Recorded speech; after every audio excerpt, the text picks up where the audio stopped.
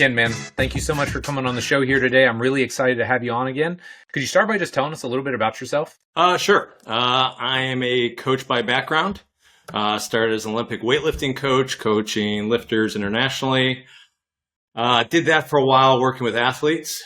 And when you work with athletes, you pretty quickly find people get hurt. So I went back to learn a little bit about sports medicine. On that side, I got to work in an integrated clinic, which had a huge impact on me up to this day, but got to work as an athletic trainer as well. But then you keep working with athletes and they need speed. The reality is court and field sport athletes need speed. So I went and became a track coach. Then I opened some businesses, got involved with Velocity Sports Performance, and eventually became a high performance director. And that's where I've spent the last decade plus, overseeing integrated support teams of performance coaches and rehab specialists and science and nutrition and so forth. So we've got to do that internationally. I've been really lucky. I've got to work with athletes in a lot of different sports. I think it's 40 plus at this point, but that's given me some unique perspectives. And then doing it with athletes around the globe, a lot of Olympic Games, has really influenced my thinking, seeing more than just the typical sports. So these days I get to do that and help other coaches keep learning. Yeah, I love it, man. I love it. And I love to know, because you've been on before. I had to look. It was actually May of 2021. What's Is that new? what it was? Yeah. What's new since the last time we chatted? What is new? Let's see. Personally, I am a grandfather now. My oldest daughter had a son last year, a little over one. Exciting. So that's really cool. Yeah. I like it more than I expected. So it's been really awesome. Okay. Yep. Let's see. What else? Professionally, I've got to do a little bit of coaching. Like at that point, I was pretty heavily, mostly on the high performance and the director side, the business side. I've done a little bit more coaching the last few years. A couple athletes in Tokyo and Paris, and even some pro hockey and college hockey this summer. That was fun. Yeah. What else is new? Business-wise, we're pivoting a lot of things, and we are now moving into the focus on education. And then business-wise, me and my wife opened a performance wellness recovery studio. She's a soft tissue therapist. And that's given me some whole other perspectives on recovery and fascia and some other popular topics. Yeah. No, I love it, man. Well, I know you're always busy. You've always got your hands in like 20 different things. So it's good to hear that you're not just relaxing, just being granddad full time. You got too much other stuff going on, right? But it's awful fun to get to do that part. So I like that. Yeah. No, I love it.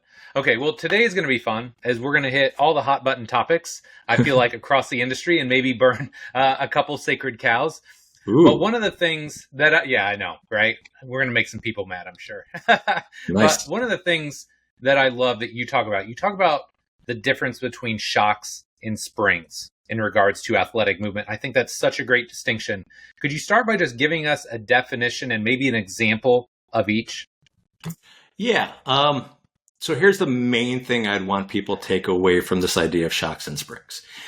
It's really that eccentric actions in sport are the most important in my view. It's because eccentric actions can give an athlete an advantage or they can cause damage. Mm-hmm. This is the key thing. And as you look across different sports, you start seeing that, right? So shocks and springs are a lens for how I look at those eccentric actions. And it comes down to the idea that there's two main purposes during an eccentric action. They are either trying to attenuate and manage forces, say somebody landing, stopping, decelerating, stopping an arm on a follow through. But those are shock type of actions. They're like shock absorbers. They're managing forces. Just like on your car, those shocks protect the frame and smooth out the ride. On the other hand, we have springs. Springs potentiate the next action. They're the counter movement. They're the wind up. They're as you go into the cut, can you come out and use that force elastically to get moving more? And that's a key part of a lot of sports. So both of those matter. It's not two distinct things. They're different functions, but like most things, it's a continuum. But it gives me a lens to be able to evaluate sport actions and think about what my athletes need to perform better, prevent injury, and rehab. Yeah, I really like it because I think one, it gives us, like you said, it gives us kind of this unified lens to look through. But I also think, as you know, most times in sport we trend towards one end or the other, right? And sometimes those trends swing violently over time. Because I feel like for a while everybody was talking about braking, and we've got these crazy high like depth drops, right, where people are landing, and then you see like the really fast ballistic explosive stuff. So I just think it's such a great reminder that hey, both are valuable, but you don't just have to be on one end or the other, right? Like there is a continuum and you need both in general if you want to be healthy and perform at a high level. Oh, so much. And when you say that, what goes through my head is that idea that people talk about of surfing the curve as they look at velocity-based training, or the force velocity curve. Yeah. But here's the thing. People usually cut off half the curve. Yeah. Like most examples, the graphics you see, that force velocity curve is just concentric. There's a whole other side of it. And we got to look at that side. So can we look at this whole thing and balance it out? Yeah, I love it. Well, you talked about eccentric training, and I think, again, that's something we'd agree incredibly important, right? Also incredibly misunderstood, right? Or maybe just poorly applied. So I would love to hear, because again, you've been doing this so long, you've seen so many different environments. What are some of your thoughts on the mistakes that you're seeing with regards to eccentric training? Oh, there's some big ones. So I think the three biggest mistakes I'd see, one, I just mentioned, in honesty, people just ignore it or skip it, or they don't value it, right? Yeah. So that force V curve, people are ignoring it. And we do that as an industry. We measure jump height. We measure the weight that was lifted. We measure the speed forward. These are outputs, and these are the concentric output. But most of those came after an eccentric input. So for me, we're missing half of it. That's the first mistake, just awareness and a value. Secondly, we get stuck in a lens of either just weight room or just plyos as where we're getting some eccentrics. And then I think third is that people are stuck with a couple tools or getting into narrow ruts of how they use them. Like, look, you probably went through this. It's pretty common. As you come into strength and conditioning, eccentric is usually presented, it was for me at least, as slow tempo, right? Yeah. Yep. And to me, that's a core mistake, dude. Like, it's not eccentric training. It is, but it's submaximal. It's not doing much. Yes. And if that's your whole approach to your eccentric phase or your eccentric emphasis, you're missing the boat. And I think we've gotten better and there's more people talking about it, but that's still a common mistake. Yeah. Well, and you actually had a post about that I love, because, I mean, like you said, when you're coming in, you don't really know. And I think there's two ends of that distinction as well, right? There's either the people that are using like 50% loads, right, with these really long drawn out times under tension, which not to say they don't have merit, but it's not like truly like overloaded eccentric training, right? The 100%. Tempo is stretched out, but the load is not. Or, you see the people that are citing the Russian research and they're like, 140%. Well, yeah, but if somebody's not prepared for that kind of load, they're not ready to do that either, right? So it's like kind of working your way up over time. Yeah, there's this big disconnect. And this is part of why I've been talking about this one, and like the first big education product we're launching outside of what we did internally over the years is around this shocks and springs framework. Again, it's just part of the model, right? It's part of human performance. But I think what I've found over time is that eccentric lens is missing, or it's skewed to these type of examples. And it's funny, you share the typical Verkhoshansky drop jumps, like drop landings. Look, those are useful. There's a great place for those advanced plyos. But if that's the only tool in your toolbox, we're in trouble. And I saw this. So here's an example. Good young coach, a little bit more of an academic than a practitioner, but not a bad guy, just still naive and early in the career. Well, he read the research. Verkhoshansky said this is how you do the shock method. So took a team of male and female athletes with different qualities, strength levels, training backgrounds, and decided to start at 100 centimeter or 40 plus inch drop jumps all at the same time, everybody doing the same load. And it's like, wow, I get it. That's useful, but you don't start there. And this is the perspective I think that I find missing so much. Yeah.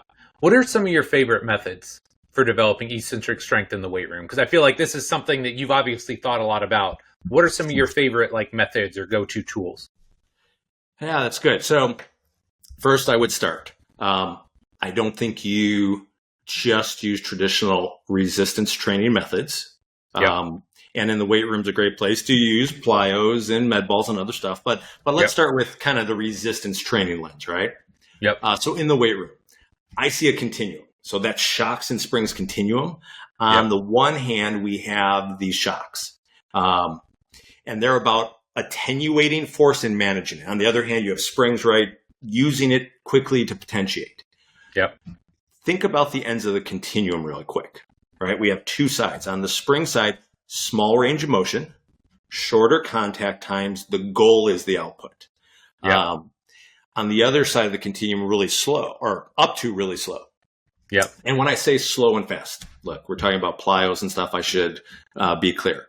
One, I use Plyos as a term for all jump exercises. I have thrown out the distinction of only rapid, only 250 milliseconds, which is the arbitrary. I think Schmidt-Leicher created that one. But it's a continuum. Very fast. Look, 250 milliseconds isn't fast enough for a lot of sport stuff. So we say very fast is under 180 milliseconds. And then I don't think people appreciate slow very well. Okay. For us, very slow is over 780 milliseconds. So if, you say slow, 780 milliseconds, people think that that's really slow. Guess what? A counter movement jump typically for height is in the 700-800 milliseconds easily.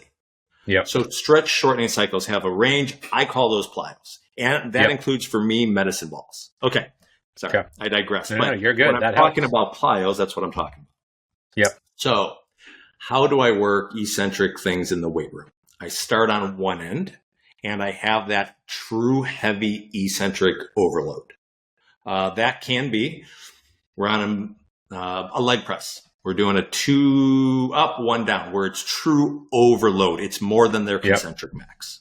Maybe we're doing that with a safety squat bar and some hand assist in like a split squat or something, where again, they can get at least closer to that overload and maybe truly do it or close. But we get more effect there. Today, we got all these nice machines coming out, cable machines that are computer controlled where we can overload the eccentric, right? It's crazy, Freaking awesome. So that's one end of the spectrum. Then I'm going to move a little bit more towards that fast side, but the goal still controlling, attenuating force. So now we're talking about things where you drop under with a weight. You got a barbell or you got dumbbells in the hands and you're doing like from a stand to a drop into a split squat hold. I think I usually call those reactive eccentrics. I don't love the name. I know like Stu McMillan and Matt Jordan call them reflexive, whatever you call those. I love those drop actions where we go to a hold. So that's a little quicker, right? Really big part of sport. Here's another place you get to do those. I was an Olympic lifting coach, so I have a bias. I don't use them as much as I used to. I probably balance my bias a little bit. But this is something that's missing in a lot of the comparisons. The eccentric part of receiving the bar in a power or a full clean, a snatch. When you catch that bar, it's a really explosive eccentric. It's one of the benefits that helps. So kind of moving along the continuum, drops, Olympic lifts, catching it. Moving forward, now we need some things that have more of a traditional counter movement. This might be with a barbell. It's part of the Olympic lifts, the eccentric concentric part. It's a trap bar. It's dumbbell jumps. Sure, it's other stuff. Moving along the continuum, then I want some rapid things. So maybe it's that dumbbell jump, but with a really short counter movement, dip and drive. It is an Olympic lift, like a jerk, where it's get that dip and drive.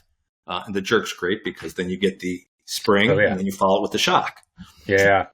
So those type of things. So for me, I see all of those great things in the weight room. Yeah. And I'm always so disappointed when we have coaches who are stuck on, okay, I'm going to program eccentric and we're just going to do tempo work. You got a lot more library than that. Yeah. Yeah. Or I mean, again, I think you and I probably came up in a certain era where it was like, weight releasers. Like that was the one thing that they were going to do. Again, weight releases are great, right? You talk about like there's a real eccentric overload there, but there's more to it and there's more strategies than just using a barbell. And that's what I want people to understand. Yeah, look at a big continuum of this stuff at different speeds. So here's the lens I try to get coaches to learn about, and what we've done in our framework is we want to coach the inputs to the eccentric.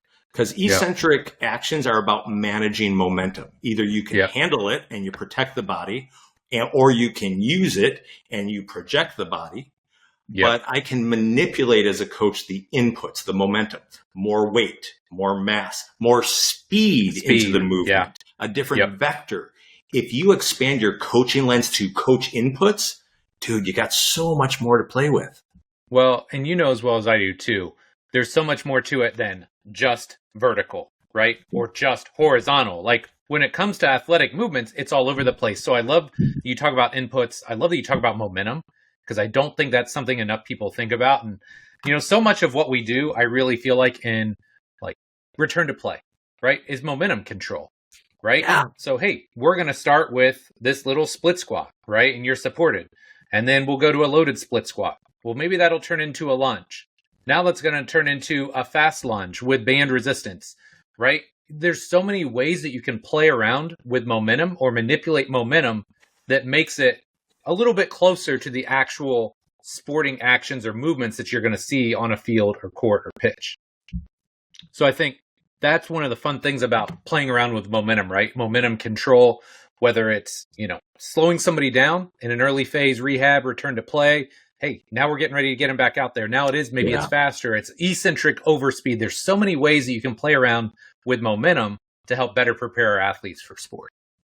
There are, and that makes me think about one of the things I saw some of the people on our teams do that really resonated with me was when our strength coaches, our performance coaches worked with good rehab people, and they teamed up for exactly that. How to gradually step the momentum up, how to make it more and more specific, and how to look at managing momentum on both sides, right? Because when you do eccentrics, I think about, are we trying to improve a strength capacity, right? A type of strength. Are we trying to improve a tissue, part of rehab, part of building durability and bulletproofing, we're protecting tissues, or are we trying to build a skill? All are, maybe you're doing all of them. They're all interrelated, but our therapists and our strength coaches did a really good job of working through that and how they manipulated that momentum. And here was the thing I really liked. They didn't shy away from it. They kept it in. Now, regress the inputs if it's too much, but do it early, do it often, and keep progressing it. Then you don't leave those gaps in rehab that we see far too often. And my personal experience, and this was a big one early on, was those are the gaps that are left there in the eccentric actions and managing momentum. Well, and frustratingly enough, we also know that's where most people get re-injured, right? Like that's the gap that they might have had going in, and we never fill it back in when we're coming through like that return to play process, right? Yeah, but it's hard. I mean, and to be fair, it is absolutely. It's not hard. Something I thought about. It's like, oh, hey, their quad strength is strong enough, right? I mean, again, but if we're thinking about like a long-term return to play, there is a point where that is the gold standard, right? Like in an ACL, hey, quad strength is where it needs to be. We got range of motion. Okay, great. But when you get to the back half of that, there's more to it than, just a quad strength or something isolated in nature. And that was actually one of the big influences for me for this framework and what affected me. I was in a mixed sports medicine setting early. We had a lot of athletes, a lot of professional, elite, Olympic athletes doing rehab. We had the athletic trainers, PTs, chiros, ortho, all in the same office. So it was great. Yeah. But something I started seeing early while I was still learning and ignorant was that we would have these athletes go, and this is the 90s, and we were doing isokinetic tests in return to play, and they were passing and killing these isokinetic tests. We did a great job. Yep. Except they weren't confident, or they didn't feel good, or they couldn't do the things on the court of the field. And again, I didn't fully understand, but I started learning because I listened to my athletes telling me. And then we got some force plates in like, I don't know, 97 or 98, got a force plate, the Kistler Quattro jump. Oh, yeah. And it became visible. I started seeing, oh, no kidding, you don't feel good. You can't handle momentum. You can't handle this rapid eccentric action. And it was really clear. Yeah. So that hit me like a rock, and it's kind of stuck to this day. Yeah, I love it, man. And one of the things you mentioned, and I'm glad we didn't get too far ahead of ourselves there, because the weight room is a great tool, right? Like, and I think, again, you and I both came up in weight rooms, right? You're an Olympic lifter. I was a power lifter. So there's no love lost for the weight room. But no. How can we transition, this eccentric training outside of the weight room, right? Or outside of the traditional strength exercises? What other modalities or methods do you like for more eccentric focused work? Yeah, I think end of the day, everything we do is about movement. That's what sport is. Sport is movement. We have to help people handle movement and do better at it. So it's about movement. So somewhere I have to move in those other ways. And this is where that, we kind of started touching on it before. But for me, that entire range of plyometrics, things that are with movement. So all the jumping drills, all the medicine balls. And medicine balls, I still think get underutilized. Yeah. Sprinting, change of direction, the agility drills, they're on the, these most sport specific. They are doing the movements they're supposed to, right? It's practice. You work backward from their competition through practice, backwards into training is then sprinting and change of direction and doing it. But then backing up from that, we get to build these things through plyometrics and med balls. So I think that has to be part of it. It's interesting when we see the situations where these things get siloed or skipped. I get it. I was an Olympic weightlifting coach. More power on the barbell, more weight on the barbell was always better until it wasn't. Yeah, right. So I had to go learn. So that's why for me, it was going and becoming a track coach. I literally became a track coach, learned, studied, did the stuff, coached high school for a little while. And that expanded my view of it. So I think you need to use that. If you're going to cover the continuum well, you got to move. And you mentioned it, Mike. The place that this is critical for is vectors. The weight room is fairly limited in what vectors we can hit. And it's the motor control part. So for me, it's plyos and med balls. Well, something you said on Twitter here recently is and is greater than or. And I think too often, right, the weight room guys, and again, I can say this because I was that guy, right? It's like, hey, man, I know a weight room, so I'm going to do everything in a weight room until I realized, hey, sports aren't played in a weight room, right? And you talk about missing half the force velocity curve. Well, I missed all the stuff on that velocity end, right? All the jumps and throws and all of that, and vice versa, right? You see it sometimes now where speed is the thing, right? And you got to run and jump, and all those things are valuable, but you also can't forget about the strength side, and they're both valuable. It's not one or the other. Very much. And one of the places I saw this show up was during combine training. So I spent a number of years doing NFL combine training. That was always a big thing, right? Yep. Every year, guys come in, they're wide receivers. Guess what their goal is? They have to get in and out of their breaks faster. Okay, yeah. So what have you done for it? What have you trained for it? And they go through an endless list of different agility drills, ladder drills, skill drills, and they've done all of these drills, but they haven't done the strength side of it. So for me, I saw that. Now you get the opposite. You get the guy that wants to move faster or cut better, and all he's done is strength work. So people get into one or the other, and look, here's something beautiful. We don't have to pick only one. We get to do both. Right. It's just the dosage. It's the dosage, right? 100%. And sometimes too, I would imagine, I could be wrong, but I would imagine your guy that has only done speed work, the second he does some real focused eccentric work, like in the weight room and chases some of those braking outputs, all of a sudden his brakes on the field are better, right? It's amazing. That's your best scenario. You want to look good as a coach, get somebody who's only done one thing, who's a good, talented athlete, and give them a little bit of the other thing. Doesn't have to be crazy. You look like a genius. Yeah, absolutely. Something you talked about, and I've not really talked to many people about this, but I would love to hear, how do you use medicine balls in training? And I know it's a super general question, but I feel like there's so many uses, and I don't know if the medicine ball gets the respect that it should, because it's got a tremendous value. I agree 100%. I look at it entirely through this same framework of shocks and springs. Okay.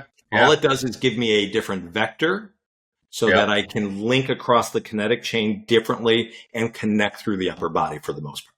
But for me, it's the same thing. Plyos, I mean, sometimes I slip into calling med balls plyo exercises because for me, it's not any different.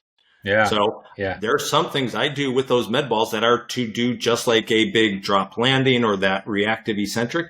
We're going to do things that catch.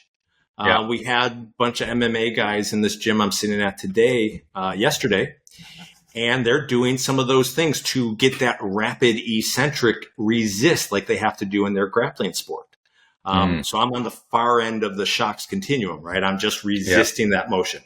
We do other stuff that's obviously quick. So we have the whole continuum again. Yep. It's the same. I don't see them different. I see them as the exact same thing. So I don't understand. I do understand why you wouldn't use it. You haven't been exposed to it. You don't have good walls. You don't have good space. But man, what an opportunity. Somebody's going to come along and be the med ball guy, create a good Instagram account. Now I'm throwing this out there. I just want to I know. And then they're going to create gyms and other stuff. Like they're such a huge tool. And they're fun. They are. So like when we first started using them, I remember it was, around 2010, 2011. And I told Jay Chung, who was our morning coach at the time, and he trained almost exclusively Gen Pop people. I'm like, hey, I want all of our Gen Pop people to do some form of power. I don't care what it is. I don't care how it looks. Train power somehow. And that was kind of one of his go-tos, right? Because almost anybody can pick it up, and it is fun, right? Yeah. If all you're used to is just like grinding weights, and now you get to take this ball and throw it as hard as you can at a wall, like people really enjoy that. Been my experience 100%, and it's been on that, that really resonates for me. And I'm excited to hear that because I think it's a big piece that's missing in fitness. I think there's if you want lifelong movement and activity, you need to do something elastic. And so med balls are huge. I think we need to work on different types of plyometrics that keep that elasticity and motor control over time. It protects tissues. It's a big missing piece within the fitness and wellness world that I think we can do so much better at. And here's an interesting place I see it. Like I said, my wife and I opened this recovery center to see if we could bring some of the stuff we do on the tissue and tech side for recovery from athletes to general pop. Yeah. Well, you know what our biggest market is? What's that? Pickleball. Oh, yeah. Oh, dude, and you know what they are? They're beat up. They're not used to moving elastically, and it's a huge part of it. But when they get that, they also get to enjoy it better. Yeah, absolutely. Yeah, you move better, you feel better, you play better. Yeah, I love it, man. So much. Okay, so this seems like a good segue. Now we're going to talk some sacred cows. Okay. I'm going to keep this super broad. Give me your thoughts on extensive pogos and where they're at in our industry right now. That's a great one. It's a tool. I love it. It's like most tools and things that are good. I think the pendulum swings too far. And I think some people that have narrow perspectives saw something that looked really good. It resonated. It made sense. And then they overdid it, or they thought they were filling all the buckets when they use it. So I think extensive pogos are great. They're great for those adults. That might be as intense as they need to get. Absolutely. For others, it might be a young athlete that's developing and they need to learn how to interact with the ground. Great. After that, they're still great, but they're probably just a warm-up exercise or something to activate. So I love them. I think they're great. I think we over-rely on them to fill our buckets. Yeah. That's a great way to put it. And again, I think sometimes when you're a young coach, you don't know what you don't know, right? Yes. And again, we've all been there, so I'm not throwing any shade at anybody, but over time, I think your goal is to try and fill in or shine lights on your gaps, right? And so we all know, like, hey, this is great for maybe tissue resilience, rhythm, coordination, spring-like, getting those springs going again, but it's not the be-all, end-all, That's right? it. So it's like the progression doesn't end there. Unless you said, maybe it is. Maybe it's a 70-year-old, you don't need to get any more aggressive. Right. But, if you got a 20-year-old athlete that's trying to maximize their performance, it probably goes a little bit further than that. And that's where you as a coach need to just kind of widen your scope and see more of what's out there. I think so. And I'm glad it's become more popular. The place I've seen things progress is into fitness and into rehab.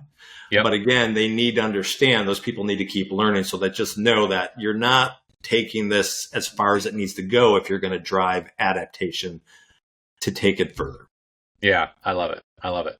Okay. I don't know if I've seen you speak on this, so I'm really interested in your thoughts. Talk to me about deep tier plyos. Oh, all awesome. The rage. All the rage. All the rage. I think Matt McInnes-Watson, who has been doing a great job of showing a range of plyometrics. So yes. I absolutely love that. He does a good job of a big range. I don't use the term deep tier. What do you describe it as? Tiers for intensity, right? Okay. Yeah. But I love the exercises. Now. Yep. What do I say about them? I think I consider them just like extensive pogos. Now, that comes with a couple caveats.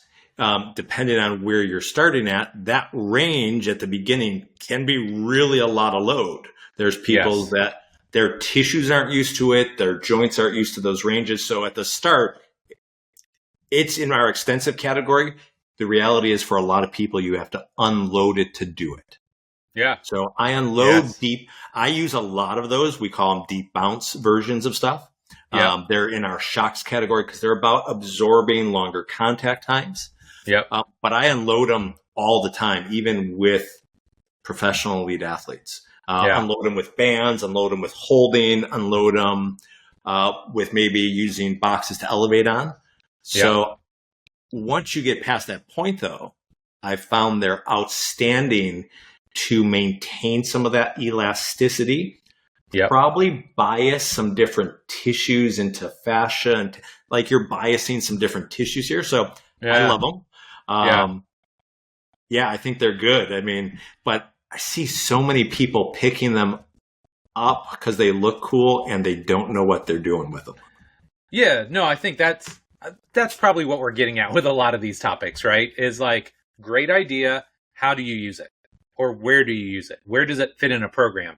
And I am so glad you mentioned the unloading part of it, right? Because there are people like myself, right? I spend years powerlifting. So it's not like I'm going to have like the most amazing hip mobility ever, right? Like I can do all the right things. Yeah. Those connective tissues get tight, man. So it's like, and they're supposed to. That helped you do what you did. Yeah, absolutely. They help me move respectably heavy weights. But man, now if I try and go deep tier without the movement quality and without the support, it's going to look horrible. So I think that's a great way to kind of progress into those. And there's a lot of merit. There's a lot of value. It's all about knowing why you're doing them and then making sure you're executing them correctly. Right. Yeah. Why? You got to know why. And I'm in the same boat. Like, look, I'm 56 years old right now. I don't move the same way I did in the past. I want to keep that. I want to keep doing it. But I unload a lot of my extensive stuff. It just makes a difference. And I said we got out of summer with like our NHL and college hockey guys. We had a lot of guys that are good athletes that are healthy. Well, guess what? They were doing unloaded stuff so they could get some accumulation, and it's restorative. Here's a great example. Couple players that had tendonitis issues, both had knee tendonitis issues. We spent 6-8 weeks with those really, really unloaded, dosed regularly as training. Then we could start doing them regular with just body weight. And then they became part of the restoration days. as long as we were dosing them well. But Yeah. it was a lot at the start. And these are guys that were playing and good athletes. You got to be smart about this stuff. So they're good, but you need some perspective. Yeah. That's really cool. I like how you thought of that too, where it's like, hey, what was your training load before? Once you've upskilled or, created those tissue adaptations, now you're going to cycle that back. Now that's just like a restorative thing, or it's just kind of like a general like work capacity day versus, it doesn't have to be training anymore because it's so submaximal, right? Yeah. And that's where I love it. That's been an evolution I've been using now for a number of years. It's been evolving, but more and more I'm seeing if I can keep those in after we've got through those early stages, it is very restorative. It is a dynamic piece to hit those elastic tissues and keep their range of motion and elasticity. I'm seeing more and more benefit from that over the last 5 years. Yeah, I love it, man. Okay, something else I want to talk about. Let's talk lower leg conditioning, right? Because this is another really hot button topic. We kind of talked extensive plyos, but this is in reference to our mutual friend Lee Taft had a post about this with all like the floating heel stuff, right? Floating heel is like all these things. They're so buzzworthy. I think you and I would both agree there's probably a time and a place for it. But it's also a part of a well-rounded lower leg program. So I would love to hear kind of your thoughts on that. Where do some of those sensory accessory exercises fit in? And like, where does, the heavier strength stuff fit in? What does it look like in your world? Yeah. I think you summed it up really well. They're useful. I think if I remember right, the way Lee said it was, the pendulum swung too far, which again, it always does. Yes. I think it's good in general. But it's a small rock for most things. If I'm in a certain rehab stage, it might be a big rock. So for me, big rocks need to train a number of qualities at one time, be time efficient, give me a lot. Yeah. So I think it's a small rock because anytime you've made that the main part of an exercise, that's probably the limiter. Yeah. Okay. If that's the goal is to just train the lower leg and that's the issue, great. But I can't spend all my time on just the lower leg if I need to get in other qualities. Yeah. And I think, look, you're a power lifter. You get this really quick. If you go into your deadlift or squat with the foot pressure wrong between front and back, it's going to change everything. Yeah, you're cooked. So that's already in our exercises and lifts. There's already, the full foot can be on the ground and you can change where the pressure's at. Yeah. So I think it's useful. I think people use it as a crutch. I think it has become trendy tool that is not being used well. And I think it ties into another trend, I would argue. I feel like people have gotten so focused on tendons in all these same things, in rehab, in Achilles injuries. We had a Chargers player here in LA tear one last week or the week before. And then, of course, that's all the rage of what did he do? Again, it's perspective. And humans are complex systems. And this is why I get rehabbing a tendon and making it resilient, 100%. Yep. But it operates as part of a system. And go back to the shocks and springs analogy. When you take care of your car, you tune the parts. You don't just change one of them. If they take that Formula One car and bring it in, they change one thing, a whole bunch of other stuff might also be affected. Absolutely. Humans are more complex. So we can't just train tendons. We can bias them, we can do it, but we got to train the system first. Yeah. Well, and I don't know about you, but one of the things that I've seen over the years is that the infatuation with tendons has then turned into, well, now I just do a ton of isometrics. Right? Like, have you seen this too? Where it's like isometrics cure everything. And I'm sure you use isometrics too, as do I. But when that's the only tool in the toolbox, now you're only using one training modality, trying to target one specific tissue. I think you're starting to really like miss some things downstream when you train like that. Yeah, I agree with you. I mean, I'm on the same boat. I love isometrics. They're great. I typically progress from holding ISOs to pushing ISOs, and I love what I can do. Now, I don't want to over push it, but I would tell you I almost look at this in part of the same framework. Yeah. ISOs are on both ends of that continuum of eccentrics. On the Yes. fast end, we're starting to get to the isometric side because those fast plyometrics require isometric muscle actions. Yes. On the other side, when you go long enough into those long holding ones, that's starting to get related to the shocks. And I find those things tend to pair well together when I need to work on those different stages. Shocks with eccentrics and long holding isos, isometrics with fast ones. So yeah, they're awesome, but anytime you're picking one part of that force velocity curve, you're probably not doing your athlete service. It's a disservice because, right? Remember, I said you're missing a whole half. If you're only doing isos, you're literally on a line on that force velocity curve. Yeah, I love it. Do you remember there was, I'm sure you do, there were some very popular chains back early 2000s that focused on concentric only machines. Oh, yeah. And there were some good things about them. I liked parts of it. But I remember being at a function and we're talking with these guys and their whole sales pitch advantage was it's concentric only. You don't do the damage of eccentrics and you don't have the soreness. Yeah, but my athlete has to go out and use that. You just put a huge engine in without any brakes. Yeah. And if you're not training through eccentric actions, you're missing the brakes. So if all you got is isos, yeah, you're in the same boat. Right. Yeah. I just always think about it's always trying to link the pieces together.